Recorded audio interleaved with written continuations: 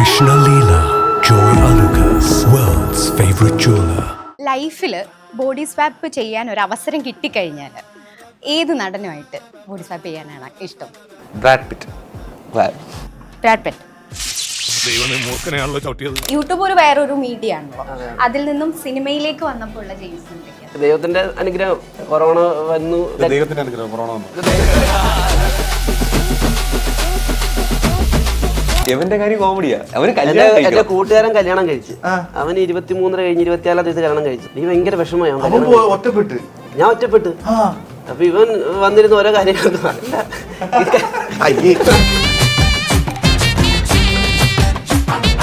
ഞാൻ എല്ലാ വൈകുന്നേരം ഒരു 6-7 മണിയാകുമ്പോൾ അച്ഛനെ വന്ന് ഓരോ പെണ്ണുങ്ങളുടെ ഫോട്ടോ ഇങ്ങനെ കാണിക്കും. ഈ കൊച്ചു കൊള്ളാവോ, ഈ കൊച്ചു കൊള്ളാവോ. അങ്ങനെ അമ്മ അച്ഛനോട് ചർച്ച ചെയ്യാണ്. എന്റെ മാരേജ് നടത്തി തരണം.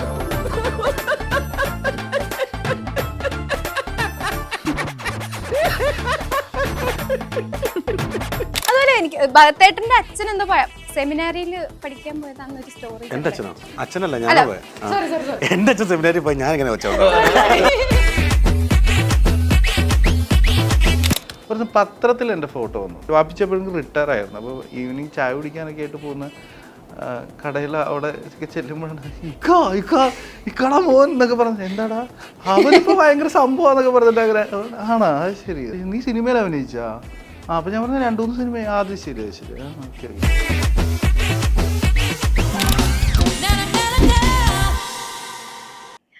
everyone, welcome to the show. It's me Kajal Rishad. ഇന്ന് എൻ്റെ കൂടെ ഉള്ളത് ദ പെറ്റ് ഡിറ്റക്റ്റീവ് എന്ന മൂവിയുടെ വിശേഷങ്ങളുമായിട്ട് Sharafudheen, Bhagath, Sanju and Aravind. Welcome to the show. അപ്പം എന്തൊക്കെയുണ്ട് വിശേഷം എന്ന് എടുത്തു ചോദിക്കേണ്ടതില്ല, നമ്മുടെ പെറ്റ് ഡിറ്റക്റ്റീവ് തന്നെയാണ് ഏറ്റവും പുതിയ വിശേഷം. നിങ്ങൾ 3 പേരും എനിക്ക് ഈ മൂവിയിൽ ഈ ഒരു ക്യാരക്ടർ എടുത്താൽ കൊള്ളാം, നല്ലതായിരിക്കും ഞാൻ ചെയ്താൽ, അല്ലെങ്കിൽ ഒരു ത്രെഡ് കേട്ടപ്പോൾ എനിക്ക് ഈ ക്യാരക്ടർ ആപ്റ്റ് ആണ് എന്ന് തോന്നാനുള്ള റീസൺ എന്താ? അയ്യോ, അങ്ങനെയൊന്നുമല്ല. ഞാൻ ഈ സിനിമയിൽ വന്നത് എൻ്റെ കൂട്ടുകാരൻ ഷറഫ് ഒരു പടം പ്രൊഡ്യൂസ് ചെയ്യുന്നു. ഓ, ആ സമയത്ത് അവൻ വിളിച്ചു കളയാ ഒരു 3 ദിവസത്തേന് വരും ഉറപ്പായിട്ടൂടാ.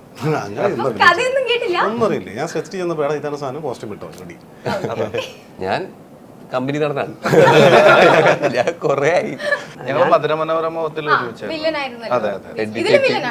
ഇതിലും ഒരു വില്ലന ഷെയ്ഡ്. ഈ മധുരമനോരത്തില് വളരെ തുടക്കത്തിലാണ് ടൈപ്പ് കാസ്റ്റ് നന്മ നിറഞ്ഞ വില്ലനാണ്. യൂട്യൂബ് ഒരു വേറൊരു മീഡിയ ആണല്ലോ, അതിൽ നിന്നും സിനിമയിലേക്ക് വന്നപ്പോൾ ഉള്ള ജെയിംസ് എന്തൊക്കെയാണ് സഞ്ജയ്? ഇപ്പൊ എന്തോരം കാശാ. ഞാൻ അരവിന്ദനോട് പറയായിരുന്നു, ഇടയ്ക്ക് എന്നോട് പറയാം തട്ടിയും മുട്ടിയും പോകണമെങ്കിൽ മറ്റേ ഡയലോഗ്. അല്ല, ഞാൻ അരവിന്ദനോട് മുമ്പേ പറഞ്ഞു. ഞാൻ സത്യം പറഞ്ഞു കഴിഞ്ഞാൽ ഒരു ഓപ്പോയുടെ ഒരു ചെറിയ മൊബൈലായിരുന്നു എൻ്റെ കയ്യിൽ. ആ മൊബൈലിന്റെ പുറയിൽ ഡബിൾ സ്റ്റിക്കർ ടേപ്പ് ഒട്ടിച്ച് കഥവിന്റെ പുറകെ വെച്ചിട്ട് മേളിയൊരു എമർജൻസിയും വെച്ച് ഫ്രണ്ട് ക്യാമറ ഓണാക്കി ഞാനും വൈഫും അമ്മയും കൂടെ ചെയ്തു തുടങ്ങിയ പരിപാടിയാണ്. അത് ടിക്ടോക്കിലിട്ട് അത് ഒരു വീഡിയോ കയറി വൈറലായി. പിന്നെ നമ്മുടെ ദൈവത്തിന്റെ അനുഗ്രഹം, അതുകൊണ്ട് പെട്ടെന്ന്, എനിക്കറിയത്തില്ല, എല്ലാം പെട്ടെന്നായിരുന്നു. കൊറോണ വന്നു, പിന്നെ നമ്മള് ഞാൻ ദൈവത്തിന്റെ അനുഗ്രഹം, കൊറോണ വന്നു.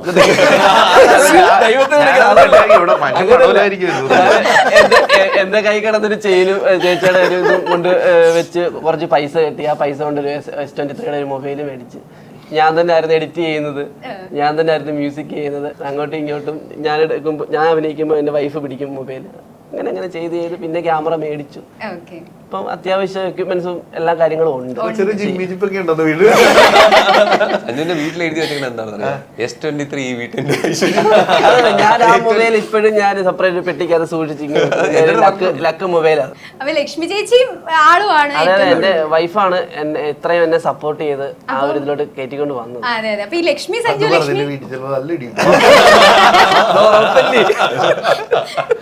അപ്പൊ ഞാനൊരു കാര്യം ചോദിച്ചോട്ടെ, അപ്പൊ ഈ ലക്ഷ്മി സഞ്ജു എന്ന് പറഞ്ഞു ഇനിയിപ്പം സിനിമയിലേക്ക് വരുമ്പോ വേറെ നായികനെ റീപ്ലേസ് ചെയ്യാനുള്ള ബുദ്ധിമുട്ടുണ്ടാവും? ഇപ്പം ഷർഫയ്ക്ക് വീട്ടിലൊക്കെ എങ്ങനെയായിരുന്നു പടത്തിലേക്ക് വരുന്നതിന്? അവരൊന്നും അറിഞ്ഞിട്ടൊന്നുമില്ല. എനിക്ക് ഇങ്ങനെ ഒരു അവരറിഞ്ഞിട്ടേ ഇല്ല.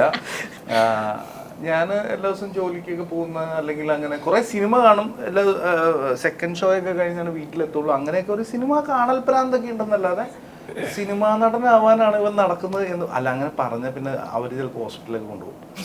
അപ്പോ അങ്ങനെ പാഷൻ ഉണ്ടായിരുന്നു ചെറുപ്പം മുതൽ.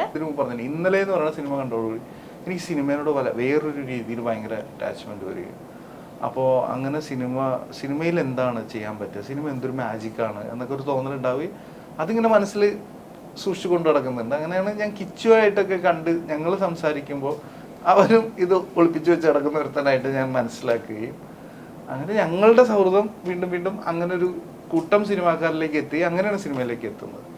ഇതിലിപ്പോൾ എന്താ പറയുക, വാപ്പിച്ചി നേരം എന്ന് പറഞ്ഞ സിനിമയൊക്കെ ചെയ്തു, എന്തോ ചെയ്തു, വാപ്പിച്ചിക്ക് എന്തോ അറിയാം. അതിൻ്റെ ഇടയിൽ ഞാൻ പോയി മറ്റേ സിനിമയും ചെയ്തിട്ടുണ്ട്. പക്ഷെ പ്രേമം ഇറങ്ങി ഭയങ്കര വൈറലായി. പക്ഷെ എന്തെങ്കിലും നടക്കുന്നുണ്ട്, വാപ്പിച്ചി അങ്ങനെ ചോദിക്കുന്നൊന്നുമില്ല. വാപ്പിച്ചി രാവിലെ വൈകുന്നേരമൊക്കെ ചായ കുടിക്കാനൊക്കെ വാപ്പിച്ചപ്പോഴെങ്കിലും റിട്ടയർ ആയിരുന്നു. അപ്പോൾ ഈവനിങ് ചായ കുടിക്കാനൊക്കെ ആയിട്ട് പോകുന്ന കടയിൽ അവിടെ ചെല്ലുമ്പോഴാണ് ഇക്കടാ മോൻ എന്നൊക്കെ പറഞ്ഞു. എന്താടാ അവനിപ്പോ ഭയങ്കര സംഭവം എന്നൊക്കെ പറഞ്ഞിട്ട് അങ്ങനെ ആണോ ശരി. അപ്പോഴും പുള്ളി ഇങ്ങനെ ശരി നീ സിനിമയിൽ അഭിനയിച്ചാ അപ്പൊ ഞാൻ പറഞ്ഞു 2-3 സിനിമ അത് ശരി ശരി ഓക്കെ. കുറച്ച് പത്രത്തിൽ എന്റെ ഫോട്ടോ വന്നു, ന്യൂസ് പേപ്പറിൽ മനോരമയിൽ. പ്രേമത്തിന് ശേഷം മനോരമയിലോ മറ്റോ. അന്നാണ് ആള് വിളിച്ചത്, എടാ നിന്റെ ഫോട്ടോ ന്യൂസ് പേപ്പറിൽ വന്നിട്ടുണ്ടല്ലോ എന്ന് പറഞ്ഞിട്ട് വിളിക്കുന്നത്. അപ്പോഴാണ് അവർക്കൊരു ക്ലാരിറ്റി കിട്ടുന്നത് ഈ കാര്യത്തിൽ. വീട്ടിലെ മൂത്ത ആളാണ്, അപ്പൊ ആ ഒരു പേടിയും വാപ്പാക്ക് ഉണ്ടാവും ചിലപ്പോ. ഇയാളെ പേടിയെന്ന് വെച്ചാൽ അല്ല എവിടെയെങ്കിലും ഒക്കെ എത്തിപ്പെട്ടാലാണല്ലോ താഴെ. അതെ തീർച്ചയായും. അത് വാപ്പച്ചിക്ക് അങ്ങനെ ടെൻഷനേക്കാൾ ഉപരി എനിക്ക് തന്നെ അത് ഒരു ഞാനായിട്ടൊരു സ്പേസിൽ എവിടെയെങ്കിലും ഒക്കെ രക്ഷപ്പെട്ടാലേ ശരിയാവുള്ളൂ എന്ന് എനിക്കൊരു തോന്നലുണ്ടായിരുന്നു. അപ്പൊ അത് തീർച്ചയായും പുറത്തേക്ക് കയറ്റി വിടുമെന്നൊരു പേടിയാണ്. കാരണം മുസ്ലിം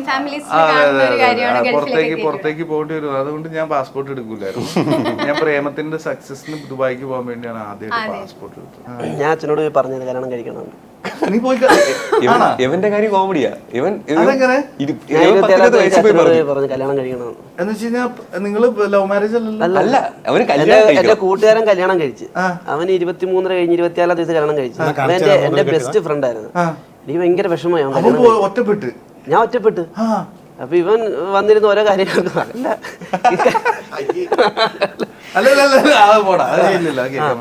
അപ്പൊ എനിക്ക് ഭയങ്കര ആഗ്രഹമായി കല്യാണം കഴിക്കണം. അപ്പൊ ഞാൻ അച്ഛനോട് പറഞ്ഞു, അച്ഛൻ എനിക്ക് ഇങ്ങനെ കല്യാണം കഴിച്ചാൽ കൊള്ളാന്ന് പറഞ്ഞിട്ട് എന്നിട്ട് ഞാൻ മാട്രിമോണിക്കകത്ത് പോയി അപ്ലൈ ചെയ്തിട്ട് ഞാൻ എല്ലാ വൈകുന്നേരം ഒരു 6-7 മണിയാകുമ്പോൾ അച്ഛനെ വന്ന് ഓരോ പെണ്ണുങ്ങളുടെ ഫോട്ടോ ഇങ്ങനെ കാണിക്കും. ഈ കൊച്ചു കൊള്ളാവോ, ഈ കൊച്ചു കൊള്ളാവോ, അമ്മയെ കാണിച്ചു. അങ്ങനെ അമ്മ അച്ഛനോട് ചർച്ച ചെയ്യണം, ഇവരെന്ത് ഇങ്ങനെ കാണിച്ചോണ്ടിരിക്കുന്നത്. അപ്പൊ അച്ഛൻ പറഞ്ഞു, മോനെ ഇത്ര കണ്ടത് എനിക്ക് ഇഷ്ടപ്പെട്ടൊരു കൊച്ചിനെ പറഞ്ഞു. 24 വയസ്സേ ഉള്ളൂ. 24 വയസ്സാവുന്നതേ ഉള്ളൂ. അപ്പൊ ഞാൻ പറഞ്ഞു ഈ കൊച്ചിനെ എനിക്ക് ഇഷ്ടപ്പെട്ട്. ഒരാഴ്ച കഴിഞ്ഞപ്പോ നേരെ അവരുടെ വീട്ടിൽ പോന്നു, പെണ്ണ് കാണുന്നു. പിന്നെ എനിക്ക് ഒന്നും ഓർമ്മയില്ല. ഇഷ്ടപ്പെട്ടു. അപ്പൊ നേരിട്ട് പോന്നു. പിന്നെ ഒരു 7-8 മാസം കൊണ്ട് എന്റെ കല്യാണം കഴിഞ്ഞു. അതെനിക്കറിയാം. കല്യാണം കഴിഞ്ഞിട്ട് സഞ്ജുവിന്റെ അച്ഛൻ എടുത്ത റിസ്ക് ഒന്ന് ആലോചിച്ചു. അന്ന് കയ്യില് പൈസ ഇല്ല, ഒന്നുമില്ല, വരുമാനമില്ല, ഒന്നുമില്ല. കല്യാണം മൊത്തം അച്ഛൻ നടത്തി തന്നു, എല്ലാം റെഡിയായി. അപ്പൊ പെണ്ണ് വീട്ടിൽ എന്താ പറഞ്ഞ ജോലിയുടെ അതൊക്കെ സഹായിച്ചു. അതുപോലെ എനിക്ക് ഭരതേട്ടന്റെ അച്ഛൻ എന്തോ സെമിനാരിയിൽ പഠിക്കാൻ പോയതാന്നൊരു സ്റ്റോറി. എന്റെ അച്ഛനോ? അച്ഛനല്ല, ഞാൻ ചേട്ടൻ. സോറി എന്റെ അച്ഛൻ സെമിനാരിൽ പോയി ഞാൻ ഇങ്ങനെ വെച്ചോ. സെമിനാറിൽ കാരണം കൂടുതൽ സ്റ്റേറ്റസ് ഒക്കെ കാണുമ്പോഴും ഡിവോഷണൽ മോഡൊക്കെയാണ് ഇപ്പോഴും. അത് എപ്പോഴും പണ്ട് തൊട്ട് അങ്ങനെ തന്നെയാ. ഭയങ്കര വിശ്വാസമാണോ? അങ്ങനെയല്ല, നമുക്ക് കൂട്ടത്തിലുള്ള ഒരാൾ നമ്മൾ സപ്പോർട്ടായിട്ടുണ്ട്. അപ്പൊ അതുകൊണ്ട് അതിന് മുറുകെ പിടിക്കാറുണ്ട്. നിങ്ങളെ സംബന്ധിച്ചിടത്തോളം എന്ത് അഡ്വാൻറ്റേജാ തോന്നിയത് ഒരു പ്രൊഡ്യൂസറിന്റെ കൂടെ വർക്ക് ചെയ്യുന്നതില്? അല്ല അങ്ങനെ ഞങ്ങൾക്ക് ഫീൽ ചെയ്തിട്ടില്ല. ലൊക്കേഷനിലൊക്കെ വന്നു കഴിഞ്ഞൊക്കെ വളരെ കൂളായിട്ട് നമ്മുടെ അടുത്ത് വളരെ മേക്ക് ഷുവർ ചെയ്യും ഞങ്ങൾ കംഫർട്ടബിൾ ആണെന്ന്. അതായത് ഞങ്ങളിപ്പോ എല്ലാവരും എൻജോയ് ചെയ്തിരിക്കുവാണെങ്കിൽ ഇദ്ദേഹത്തിന്റെ ടെൻഷനൊക്കെ മാറ്റി വെച്ചിട്ട് ഞങ്ങൾ ഇടയിൽ വന്നിട്ട് 2 കോമഡി അടിച്ചിട്ട് പോവുക. സിനിമയെ കാണുന്നതിന്റെ ഒരു 10 ഇരട്ടി ഫണ്ട് ഞങ്ങൾ ഒരുപാട്. അതെ, ഇതൊക്കെ മക്കൾക്ക് അറിയാൻ മേലാത്ത നല്ല കച്ചവടക്കാരനാ. ഇപ്പൊ ഞാനിപ്പം പോസ്റ്ററിൽ ശ്രദ്ധിച്ചത് നിങ്ങളുടെ ഒക്കെ കൂടെ ഒരു പട്ടിയുണ്ട്. കെവിൻ എന്നാണ് പേര്, ഷിജു.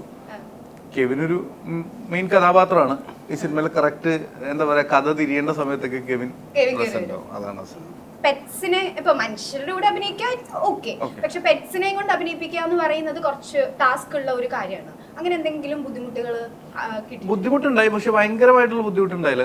നമ്മള് പെറ്റ്സ് എല്ലാം കൂടി ഉള്ളതെന്ന് വെച്ചൊരു പാട്ടിന്റെ ഒരു സോങ് സീക്വൻസിലാണ്. അപ്പൊ അതിനെ എല്ലാത്തിനും ഒരുമിച്ച് കൊണ്ടുവന്നായിരുന്നു. അപ്പൊ അപ്പൊ അന്നത്തെ ആ ദിവസങ്ങളിൽ അവർക്കായിരുന്നു കൂടുതൽ എന്താ പറയാ പ്രാധാന്യം ഉണ്ടായി, ഇമ്പോർട്ടൻസ് കൊടുത്തോണ്ടിരുന്നത്. അനുപമ തെലുങ്കി എന്ന് പറഞ്ഞ പോലെ അനാക്കൊണ്ട ഒന്നും വെച്ചിട്ടുണ്ടായിരുന്നില്ല. പെറ്റ്സ് വരുന്ന ദിവസം മറ്റേ അനാക്കൊണ്ടൊക്കെ വെച്ചിട്ട് ഫുൾ ഓഫീസ് റൂമൊക്കെ AC ആക്കി ഫുൾ ഇത് ചെയ്തിട്ടാണ് എല്ലാ പെറ്റ്സിനെ ആ റൂമിനകത്ത് കയറ്റിയത്. ഭയങ്കര ഇത്. അതുപോലെ അവർക്കൊന്നും കെവിനൊക്കെ ചിലപ്പോൾ മൂഡ് ഓഫ് ആയി കഴിഞ്ഞാൽ അവരുടെ ഷൂട്ട് ഇത് അതെ അതെ അതെ കെവിന്റെ ഒരു മൂഡില്ലാന്ന് പറയും. മൂവി ഞാൻ 8 സിനിമയോളം ചെയ്തു. ഇത് 3 സിനിമ ഷറഫുക്കയുടെ കൂടെ മധുര മനോഹരം പോകും, പിന്നെ ഒരു പടം ഡബ്ബ നടന്നുകൊണ്ടിരിക്കും. പിന്നെ സിനിമയെ ആഗ്രഹിച്ചാണ് സോഷ്യൽ മീഡിയയിലോട്ട് വന്നത്. ഇപ്പം ഏകദേശം ഒരു 7 വർഷത്തോളം സോഷ്യൽ മീഡിയ ആക്റ്റീവായിട്ട് നിൽക്കാൻ പറ്റുന്നുണ്ട്. യൂട്യൂബിൽ 2 ചാനൽ എന്തോ ഉണ്ട് അല്ലേ? അതും ഇൻസ്റ്റയും എല്ലാം കൂടി എങ്ങനെ ഹാൻഡിൽ ചെയ്യുന്നു? ജീവിക്കണ്ടേ? വിനയം കണ്ടു ഡോളറിലാ വരുന്നത്. അത് ഫാമിലി ആയിട്ടാണ്, എല്ലാവരും ഉണ്ട്. അച്ഛനെ മാത്രം കണ്ടിട്ടില്ലല്ലോ? ഇല്ല, അച്ഛനെ അങ്ങനെ ഇൻക്ലൂഡ് ചെയ്തിട്ടില്ല. ഇല്ല, അച്ഛൻ അങ്ങനെ അതിനോട് താല്പര്യം ഇല്ല സത്യം പറഞ്ഞു. അത് മാത്രല്ല, ഒരു തടിമില്ലിന്റെ ഓണറാണ്. എന്നിട്ടാണ് ഇത്ര എളിമാന്നാലോചിക്കണേ. അത് അച്ഛന് ജീവിക്കാൻ തടിമില്ലുണ്ട്. അപ്പം മധുര മനോഹര മോഹത്തിന് ശേഷം ഒരു വില്ലൻ ക്യാരക്ടർ വീണ്ടും. മധുര മനോരമത്തിൽ വില്ലനാണോ? അയാളുടെ പ്രശ്നം, അയാൾ ഒരിക്കലും വില്ലനല്ല. എല്ലാ വില്ലന്മാർക്കും ഓരോ കഥയുണ്ടല്ലോ എല്ലാത്തിലും. ഇപ്പൊ ഷറഫൊക്കെ എഴുതിയേക്കുന്ന സൈക്കോപാത്തിന് ഒരു കഥയില്ലേ ഇതില്? അതുണ്ട്. ഈ മധുര മനോഹരത്തിലെ വില്ലന് ഒരു എവിടെയൊക്കെ ഒരു ന്യായം ഉണ്ടെന്ന് തോന്നുന്നു. അപ്പൊ അതൊരു ചെറിയ ഗ്രേ ഷെയ്ഡ് എന്നേ പറയാൻ ഫുള്ള് ന്യായമുണ്ട്. ഇതില് അങ്ങനെ ഒന്നും ഇല്ലെന്നേ. ഒരു രസത്തിന് ഞങ്ങൾ വണ്ടി കയറിയേക്കുന്നതാണ്. അതാണ്. ഷറഫുക്ക ജയ് വിഷ്ണു വിളിക്കുന്നു, ഞാൻ പോകുന്നു. വേറെ എനിക്കൊന്നും അറിയില്ല, ഞാൻ എൻജോയ് ചെയ്യാനാണ് പോയത്. എനിക്കിപ്പോഴും ഷറഫുക്കയുടെ കാര്യം ഓർക്കുമ്പോൾ എനിക്ക് ആദ്യത്തെ നമ്മുടെ പ്രേമത്തിലെ ഗിരിരാജൻ കോഴിയായിട്ടൊക്കെയാണ് നമ്മുടെ അത് ശരിക്കും ആ ഒരു റോള് ഷറഫുക്കയ്ക്ക് ഒരു ബ്രേക്ക് ത്രൂ ആയിട്ട് തോന്നിയിട്ടുണ്ടോ? നിങ്ങൾക്ക് എന്ത് തോന്നുന്നു? എനിക്ക് അതായിട്ട് തോന്നിയിട്ടുണ്ട്. അത് കേരളത്തിൽ എല്ലാവർക്കും അത് തന്നെ തോന്നിയത്. അതില്ലെങ്കിൽ ഞാനുണ്ടോ? അല്ലെങ്കിൽ ആ സീനില്ലെങ്കിൽ നേരം കാണുമ്പോഴേ ഞാൻ ശ്രദ്ധിക്കും. നേരം കഴിഞ്ഞിട്ട് പ്രേമല്ലേ? അല്ല, ഓം ശാന്തി നേരത്തിലൊക്കെ ഒരു വെറൈറ്റി മോഡുലേഷൻ ശ്രദ്ധിക്കും. ഇതിലെല്ലാം ഒരു യുണീക്ക് ക്യാരക്ടറാണ് ചെയ്തേക്കുന്നത്. വർക്ക്ഷോപ്പിന്റെ ആണെങ്കിലും നമ്മള് കുറച്ചേ ഉള്ളൂങ്കിലും നമുക്ക് പെട്ടെന്ന് എവിഡന്റ് ആയിട്ട് ശ്രദ്ധിക്കുന്ന ഒരു ക്യാരക്ടറാണ് ആള് ചെയ്തേക്കുന്നത്. പ്രേമത്തിലാണ് ഈ പറഞ്ഞ ഒരു ബ്രേക്ക് ആവുന്ന രീതി.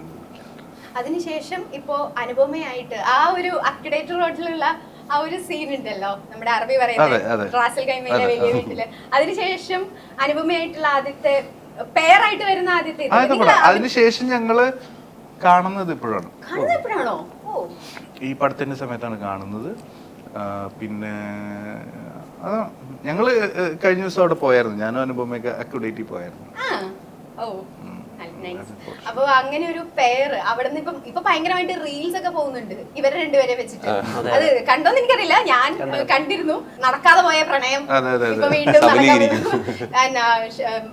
ഗിരിരാജൻ കോഴി ആൻഡ് മേരി പാരലൽ യൂണിവേഴ്സ് എന്നൊക്കെ പറഞ്ഞിട്ട് പല രീതിയിൽ അത് ഷെയർ ചെയ്തു പോകുന്നുണ്ട്. പടക്കളത്തിൽ നമ്മൾ കണ്ടു ഒരു ബോഡി സ്വാപ്പ് ചെയ്യുന്ന ഒരു ക്യാരക്ടറാണല്ലോ ഇവർ ചെയ്തത്.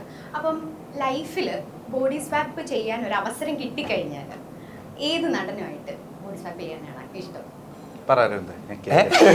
എനിക്ക് പറഞ്ഞു ഷർട്ട് തുടങ്ങിക്കോ.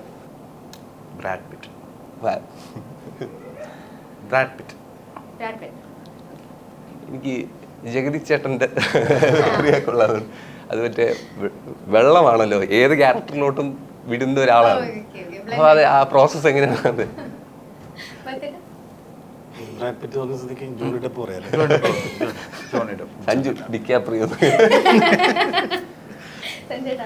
എനിക്ക് കലാമണി ചേട്ടന്റെ. അവസാനമായിട്ട് ഒറ്റ ക്വസ്റ്റ്യനും കൂടെ, എന്തുകൊണ്ട് പ്രേക്ഷകർ ഈ സിനിമ തിയേറ്ററിൽ തന്നെ കാണണം? തീർച്ചയായും തിയേറ്ററിൽ തന്നെ കാണണം. അങ്ങനെ ഒരു വലിയ ക്യാൻവാസിലാണ് സെറ്റ് ചെയ്തിരിക്കുന്നത്. ഇതിന്റെ ഡിസൈൻ അതാണ്. അതിന്റെ ഇത് കഥാപാത്രങ്ങളുടെ ഒരു ഇത് മാത്രമല്ല, ഇതിന്റെ ബാക്ക് ഡ്രോപ്പ് അല്ലെങ്കിൽ നമ്മൾ സെറ്റ് ചെയ്തിരിക്കുന്ന ഇതിന്റെ ഒരു പ്രൊഡക്ഷൻ ഡിസൈൻ വലുതാണ്. ഇപ്പോൾ ഒരു രണ്ടുപേര് തമ്മിൽ സംസാരിക്കുന്നു, അല്ലെങ്കിൽ ഒരാൾ കാണാൻ വന്ന സ്ഥലം വളരെ ഒരു സിമ്പിളായിട്ട് റോഡ് സൈഡിൽ ചെയ്യുന്നതിന് പകരം ഞങ്ങൾ ചെയ്തിരിക്കുന്നത് അല്ലെ കമ്പാരിറ്റീവ്ലി ആരും ചെയ്യാതെ അതിനെ കളർഫുൾ ആക്കുക, അതിന്റെ ബാക്ക്ഗ്രൗണ്ട് അത് എവിടെ വെച്ച് കാണണം, ഇങ്ങനെ ഒരു സ്ഥലത്ത് കണ്ടാൽ ഭയങ്കര ഫ്രഷ് ആയിരിക്കില്ല എന്നൊരു തോന്നലാണ് നമ്മൾ അത് ഡിസൈൻ ചെയ്തത്. അപ്പൊ തിയേറ്ററിൽ വലിയ സ്ക്രീനിൽ കാണുന്നതാണ് അതിന്റെ ഏറ്റവും ഭംഗി. ഫെസ്റ്റിവൽ ഒരു ഫെസ്റ്റിവൽ മൂഡാണ്. അപ്പൊ നമുക്ക് ഒരുപാട് ടെൻഷനൊക്കെ കാണുമല്ലോ ജീവിതത്തിൽ. നമ്മുടെ സിനിമ എപ്പോഴും കാണുന്നത് അതൊരു എന്റർടൈൻമെന്റ് ആണല്ലോ. ആ എന്റർടൈൻമെന്റ് 2 hours എന്റർടൈൻമെന്റ് കൃത്യമായിട്ട് ഉണ്ടെന്നാണ് ഞങ്ങളുടെ വിശ്വാസം. അപ്പൊ ഞാൻ എന്താണേലും വെരി ഫസ്റ്റ് ഡേ തന്നെ ബുക്ക് ചെയ്യാൻ തീരുമാനിച്ചിട്ടുണ്ട്. അപ്പം anyway thank you so much. ഇനിയും ഫ്യൂച്ചറിൽ നല്ല നല്ല സിനിമകൾ ചെയ്യാൻ പറ്റട്ടെ. Thank you. ആദ്യത്തെ ഇന്റർവ്യൂ ഗംഭീരമായിട്ടുണ്ട്. Thank U.